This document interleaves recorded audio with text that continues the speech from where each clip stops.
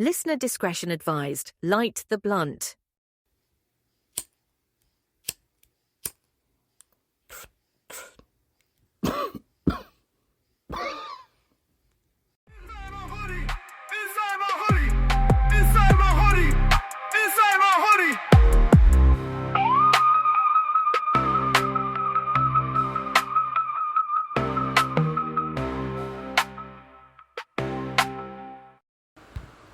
Okay, crap. Alright, I just hit record. Alright, don't laugh at me. I have to say this. I am not prepared. InsideMyHoodie.com, InsideMyHoodie@gmail.com. The question today and every day is and will be, are we elevating?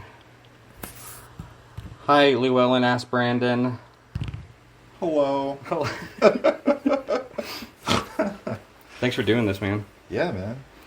So, on a scale from 1 to drunk, where are you at? 1 to drunk. Small. Not there. Not even halfway there. We just spent a nice evening at Taco Mac, and I actually survived this time. I think the last 4 times we've gone, I've just suffered. Because I have the whitest tongue ever. A little bit of pepper, too much. Like sriracha, Tabasco, what's that other? Cholula. I can't do them. I die. Dead. Yeah, he do die. Anyways, so I've known you for a whole year now. That's like as big as a calendar. Yeah. What kind of calendar? Fireman? Ooh. Don't get me started. But the reason we met is we're both kind of... We are interested in the lifestyle of working to live / letting the place you work provide you with housing and money and food and obviously money. Yeah. But,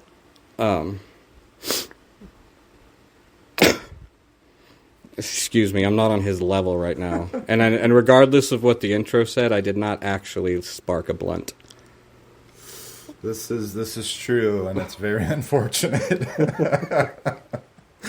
No, this is going off without a hitch. I'm stoked.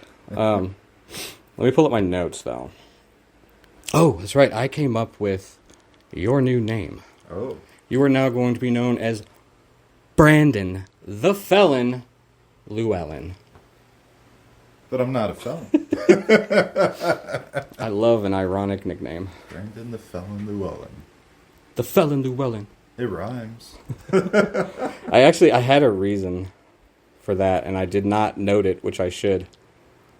But let's start from the beginning.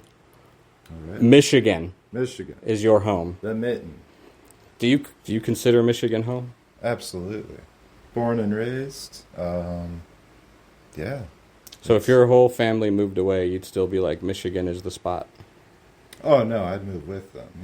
If they decided to go from, the snow to palm trees, I'd go to the palm trees. Okay. Right. Yeah. Because I was born and raised in California, but none of us live there anymore. It's just a rock to me now. I don't think I have a home. Here. This is home. You have a home right Home here. is where the heart is. Yeah, and you guys are my whole heart. No, I've been here 4 years, though. That's just about as long as I've lived anywhere else. I'm thinking, but I think this is it. I mean, I've lived in Georgia the longest, since 2003.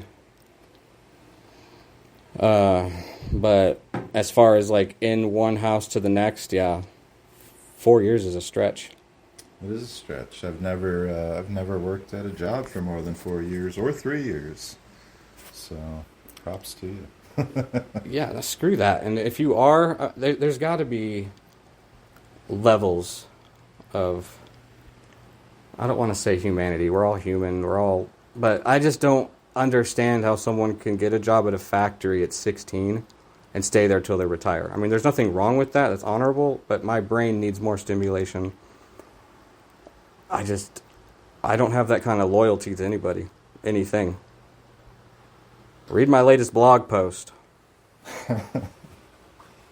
No, I get it. I just don't think they know any better, or they were, they were taught like, this is it. You find something, you stick with it, and you get ahead. And they forget Work hard to, and be miserable. Yeah, you actually. I was raised with that taught too. to, actually, see and enjoy life. They tried. Ooh, boy, did everyone try to get me on that train growing up. The whole, you have to, like, be miserable. That's the only way I can interpret it. I don't see it as being loyal to somebody. No, it's miserable. If you're unhappy, get out. Yeah. And that's the whole point of how we met, because we wanted to make that happen. I didn't want to pay rent anymore. I didn't want to work crummy jobs. When I was doing the band for those 7, 8 years or whatever, I was working jobs to keep that going, but I certainly wasn't satisfied, which is why it bummed me out that the band didn't work out, because that was going to be it, I thought. But when you start a band, you really everybody needs to be on the same page, or go be a solo artist. That's all I'm going to say about that. Anyways, enough boo-hooing about my band. They were really good, by the way. Y'all can hear it. You already know. I already told you. Broken City Sky. It's online. It's on the website, too. I put up the first EP we released. I decided I didn't want to pay rent. I didn't want to pay utilities. And then if you just make that decision, a plethora of options open up. I think I talked about on the one I did with Jowett Ask Matt. Wander jobs, cool works, and any skill set. Even if you just need to get ahead. It's not like you're trapping yourself. There's no contracts. Most of these places are for a season anyways. If that, yeah. Season at most if you want. Mm-hmm. Like you can go spring, summer, fall, winter. I mean, there's the ski resorts in the winter, and then there's the national parks in the summer, and some in the winter, just not. The ones that get real snowy, I think they close those. Right? Or am I tripping? Snowy? I mean, there's ski lodges. Fuck them ski lodges. No. Well, yeah, they're seasonal, There's just summer ones, and then there's just winter ones, and then there's all year-round ones, So you can go somewhere cool, maybe go rafting in the summer, and then, maybe your skiboarder, Skiboarding. Hey, extreme. A skiboarder, a snowboarder, you want to hit the mountains all winter long, you get a free pass, and you get to do what you absolutely love while making some money and, just chilling. But most of you won't, because you're terrified. You think you're going to take this risk and everything else in your life is going to fall apart. That's not what's going to happen. If you take a risk in good faith, the universe is going to have your back. The proof is in the pudding, and I'm the motherfucking pudding. So is Brandon. I like pudding.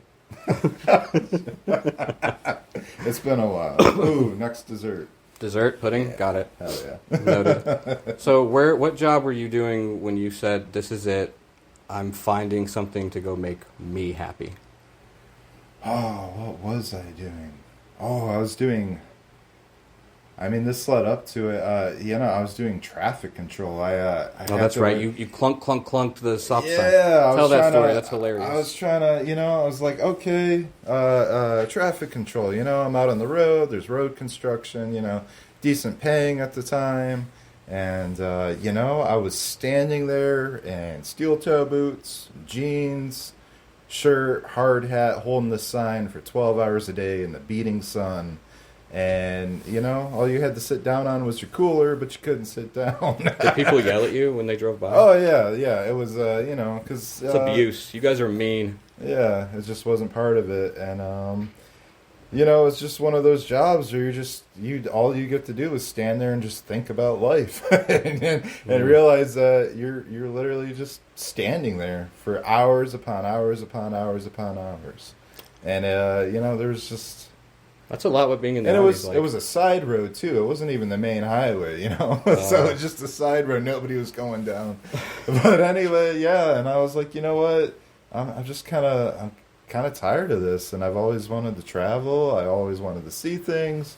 get out of the home state, explore the world. And yeah, I just applied for a job across the country at the Grand Canyon.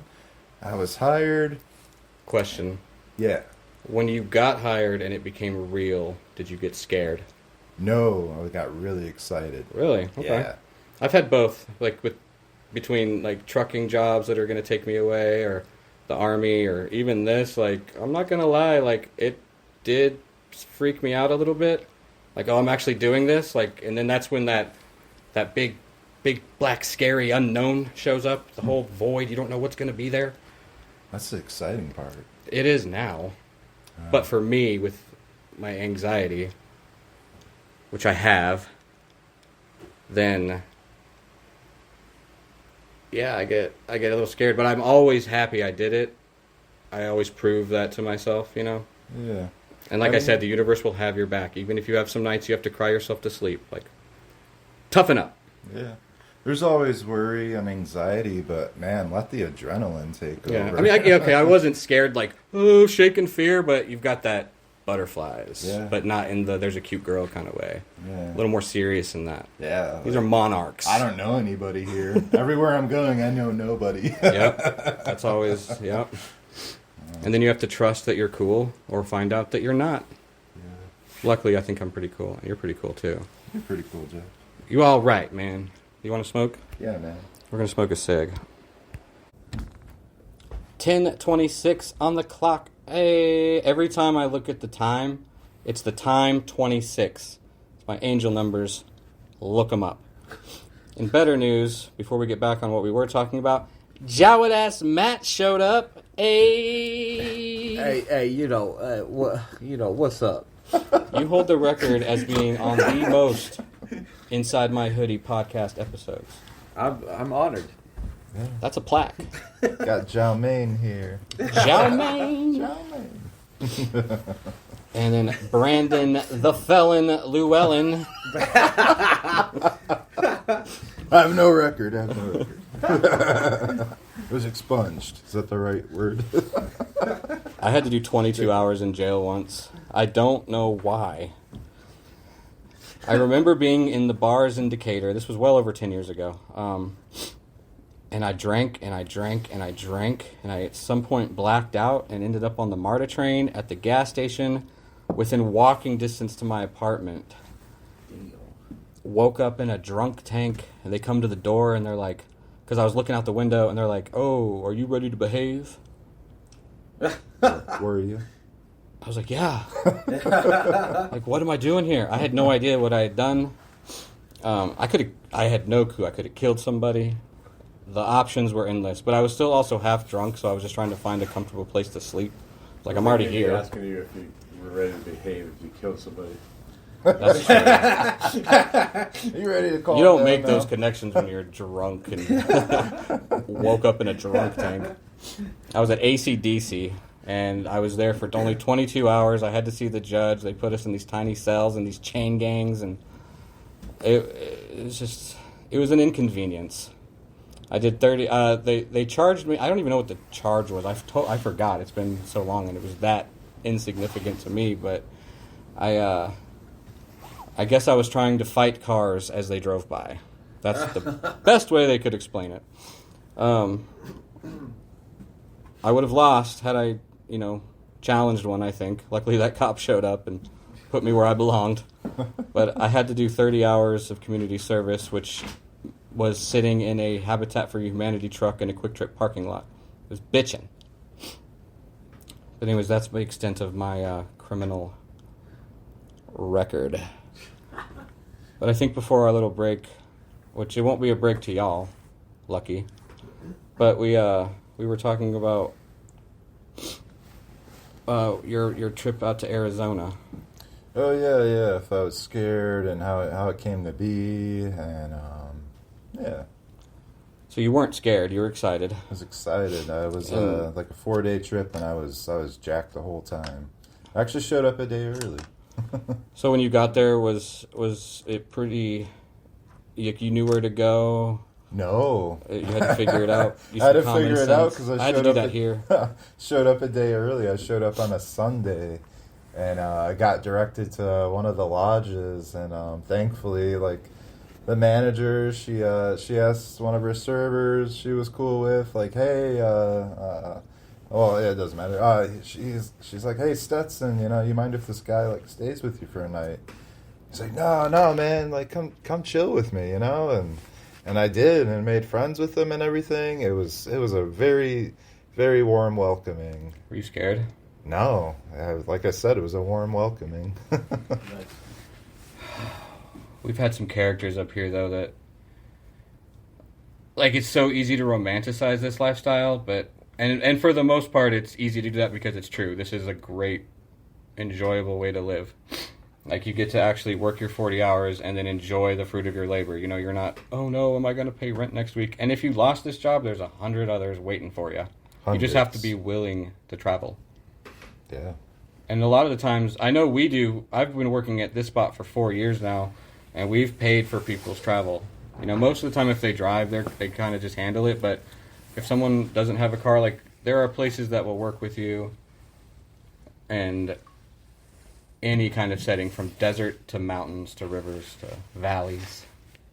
It's just all there. So, I get carried away. How long were you at the Grand Canyon? I think I was there about a year and a half. Damn. For the first time. Okay. Yeah. So they offer year-round. Yeah. That's the thing. You can find year-round. Like, if you're not trying to move around, like I said, I've been here 4 years, and I'm pretty comfortable. Where'd you go after that? After that, I ended up going back home to Michigan, and then I went to Cumberland Island for a couple of years. Was Cumberland Island the place that you put in your 2 weeks, and they were just kind of like, get out?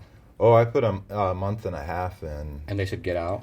Well, they didn't say get out. They just kind of came at me, The fuck? I think it was because I put that notice in, which I feel like more than 2 weeks is way more than fair. And they're lucky they get 2 weeks from me anywhere I've worked. Most of the time, I'm just gone. Yeah, but anyway, there was a falling out, and I decided, I would just to leave.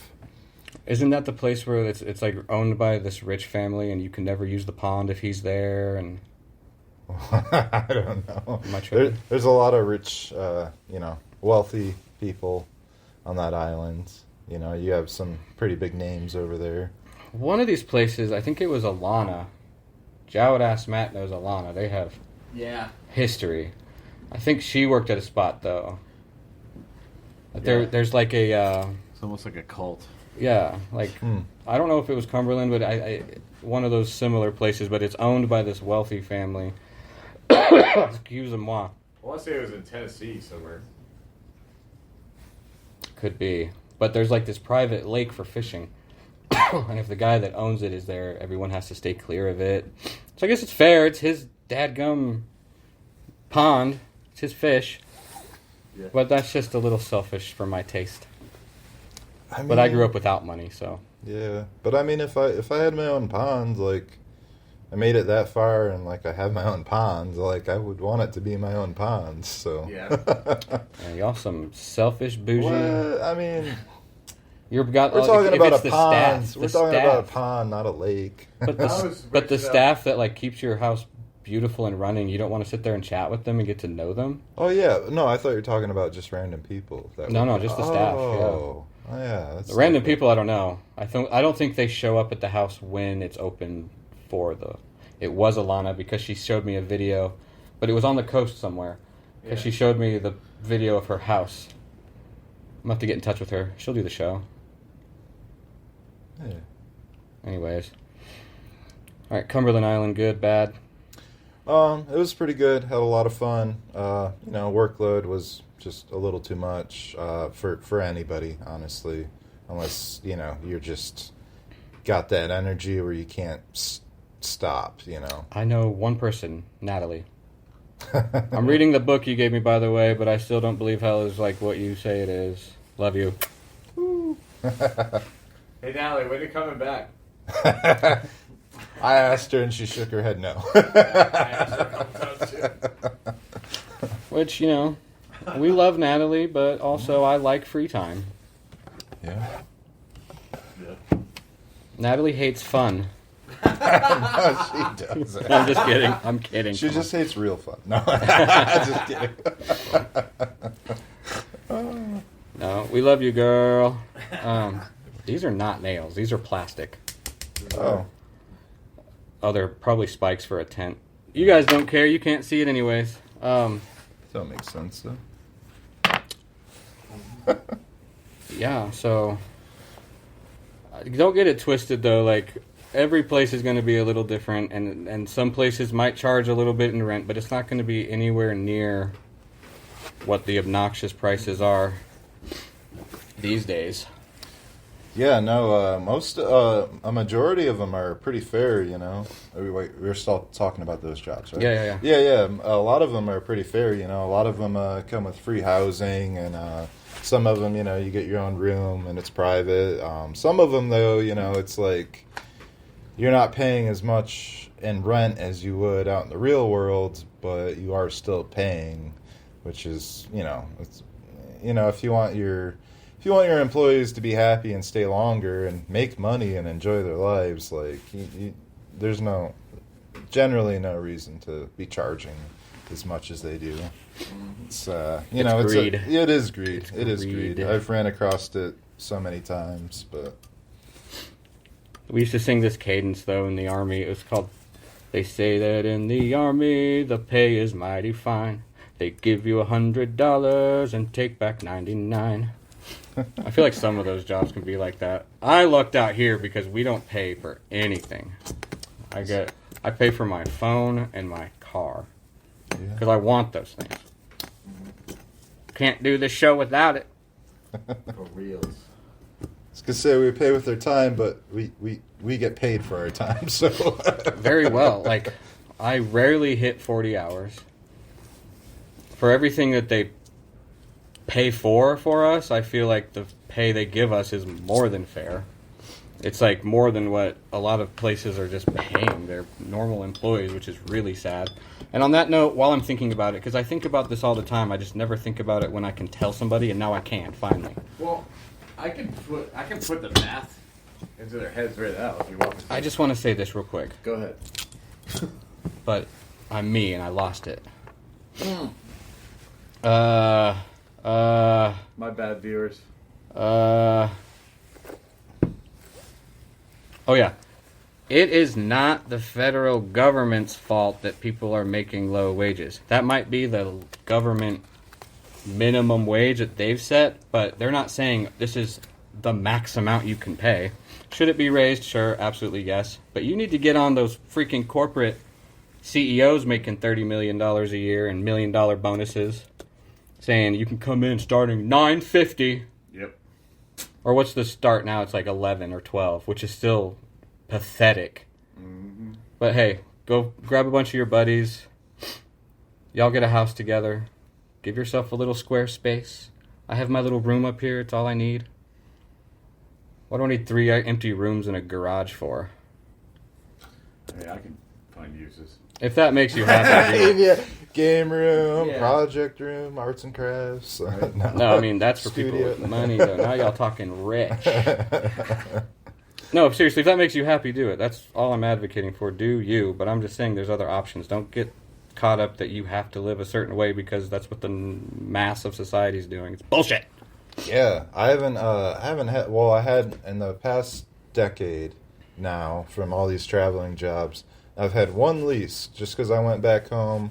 I wanted my own space, and I had a 6-month lease, and that's it. That's so freeing to not have a lease. Yep. It To really know is. you can just leave so at any nice. time and go do something else. Yep. Yep. It's a good mentality to have. And the pay's not bad. I had a job in Atlanta recently, and I have more money after paying my bills left over now than I ever did paying rent. So, Yeah. The only reason I'm broke now is because I choose to be. Exactly. I buy gumballs. I buy an obnoxious amount of gumballs. Double Yeah, you bubble. do. You can find them at Dollar Tree. Send them my way. you should get it. You should get like a tax cut for the amount of gumballs you buy. I spent $20 and change at Dollar Tree the other day just on gumballs. And I'm half out. Yeah. Jowett gave me till Sunday. Yeah. You're already half out? I'm not going to finish them all tomorrow. Okay. But close. It'll probably be Tuesday. I lost a bet. Pay up, bitch. I need my money on time. So yeah, what were we saying?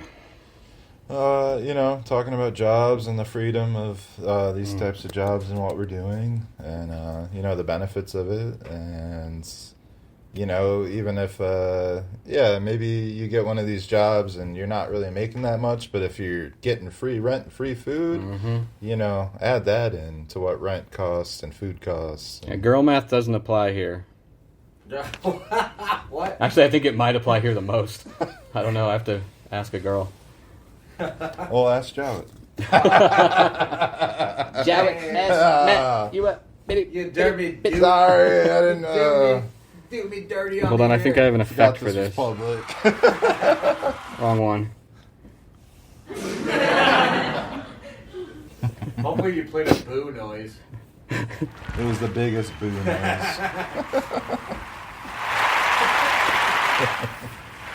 I was cheering.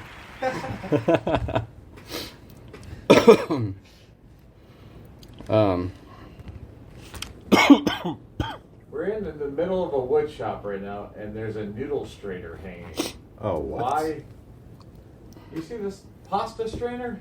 There's a... Hold on. Oh. Oh, yeah. It's called the colander? We have a... Are you even... So to wrap I up am, in fact. this conversation, what I'm going to say, I'm going to read my note verbatim. I'm obviously a huge advocate for having 3 hots and a cot be part of the pay package. Even just a cot would honestly be fine.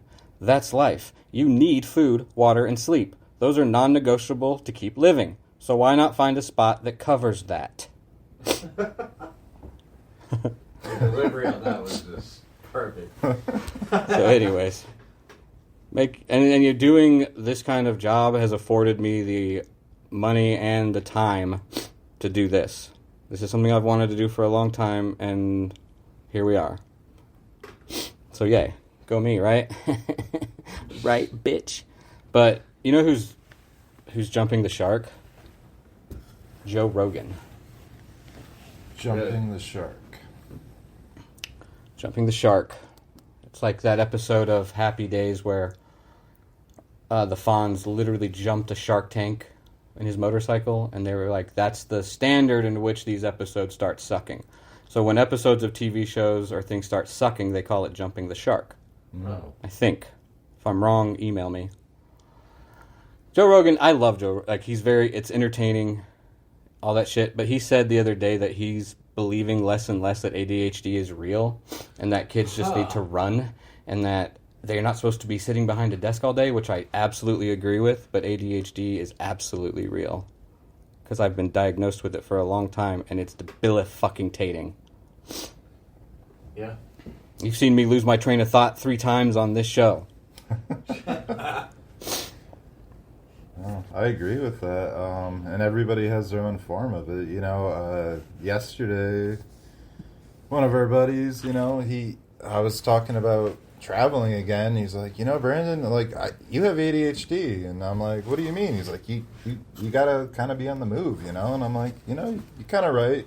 I mean, I have a goal for that. I want to see everything, and I want to explore and have all these experiences and everything. But Yep. It's kind of when things are so repetitive. I don't know if that's. You like the repetitive? No, I don't like the repetitive. But it's just kind of okay, I've been here for a year now, and I want to go do something else, but at the same time, I still want to be here.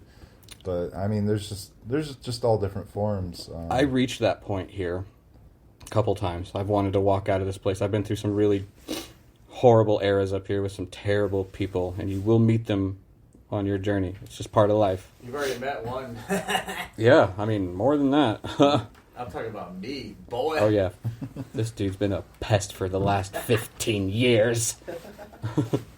No, but feels like 15 for me, and I don't even think I've known him a year. Just kidding. I got that Love point, you. but me, for my own personal journey, I don't want to leave Georgia. I like it here. I like this job for giving me the time and money and space to do what I want. I'm used to it.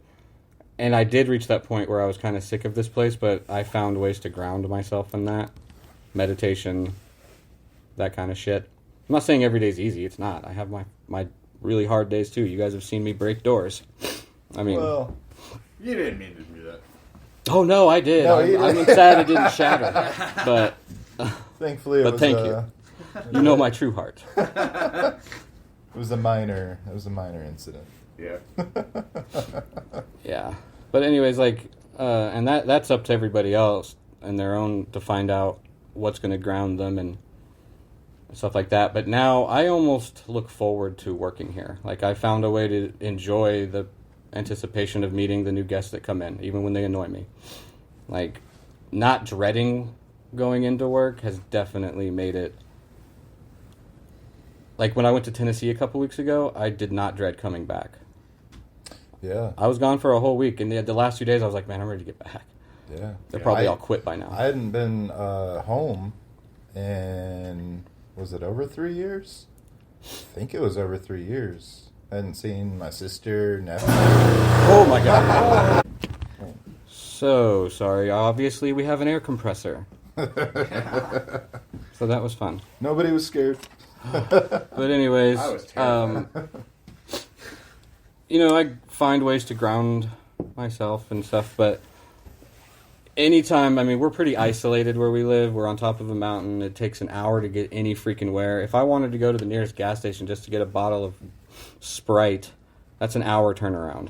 I mean, so it's, it can feel a little claustrophobic sometimes, and then we're a family up here, and families bicker and argue and fight and throw rubber spatulas in the kitchen. Yeah. But at the end of the day, we all give a crap, and I cannot imagine not taking this step. The people I've met over the years, because being here this long, I've met a lot of people, and that's starting to come full circle. People are actually recognizing me when they come back for their yearly visit here, and oh, you're one of the reasons we came back. Your food was so good. Like, that means a lot. Yeah. Yeah. And while that, like, being a chef at a backcountry lodge is not my end-all, be-all dream, I'm very happy that's what I'm doing while pursuing other things. Every time I say back country lodge, I hear Bat Country Lodge, and I think of Avenged Sevenfold. I mean, we do have bats. Hail to the king! No, it does feel good here, especially like, volunteers and stuff, and it's like, meeting so many people, at the beginning, and then finally you're like, oh, I remember that face, and then you're like, oh, I remember their name, and then they remember you, and it's way more, there's just way more connection here, and it's a really good feeling, Yeah, I think I've spent more Thanksgivings here than I have anywhere else in the world.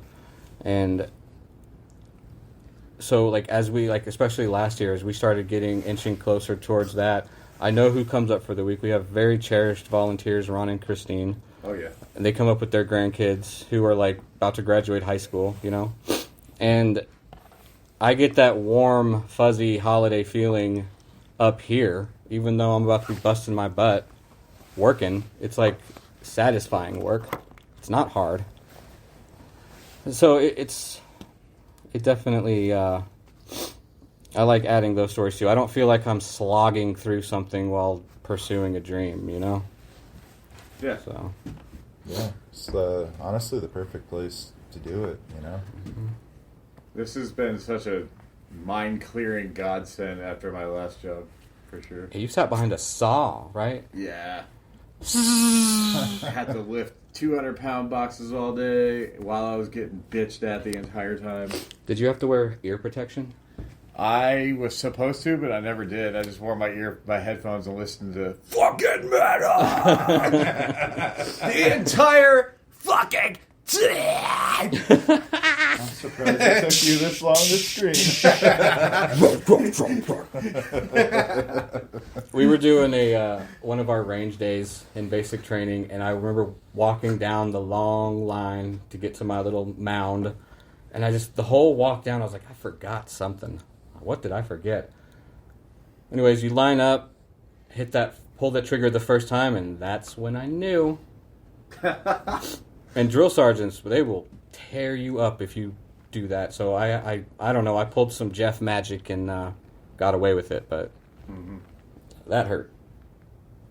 And then I never wore ear protection once overseas, which sucks because I could have gotten a payout. Really? You guys have seen those 3M ear pro bullshit? I had to do an ear test, a hearing test when I came back, and that hearing test was obnoxious. Like, I think it lasted 45 minutes. I fell asleep twice. I feel like if you wear headphones in battle, wouldn't that take some of your awareness away? We had VIS. We had the VIS system, Vehicle Intercom System, which covered everything. And then I had an earbud in to listen to Senses Fail and Data Remember. Nice. So let's not dwell on all those things we should have said yet. But, I'm sorry.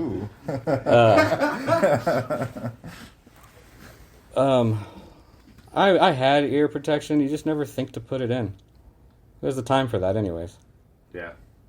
Same morons making army policy that make policy for Starbucks. Let's make rules that no one can follow and deny them access to the gray area. Yes. Getting shot at. F you. You know, getting shot at, extra whipped cream on But your that's expected latte. of us. We are... My friends used to call me a bullet sponge. Damn. Yeah, it's fucked up. That is pretty fucked up. It's funny. That was 20 years ago. Well, this has been real. I think we're going to wrap it up, but I'm going to play a song. Y'all have heard it once. I'm just going to release it later. Bye! Oh, yeah. Go to InsideMyHoodie.com or email me at InsideMyHoodie@gmail.com. This has been with Llewellyn Ass Brandon and Jowett Ass Matt. Bye-bye. Bye!